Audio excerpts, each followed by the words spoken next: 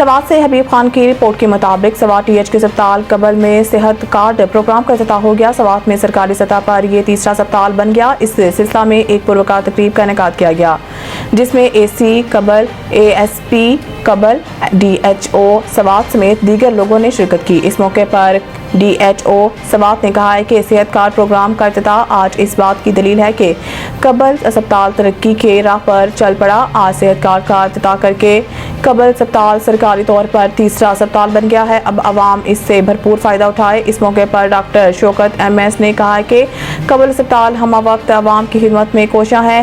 آج صحت کارڈ کا افتتاح ہو گیا ہے جس میں general surgery, E N T, gynae, orthopaedic medicine اور چلڈرن کی سہولیات ہوں گی۔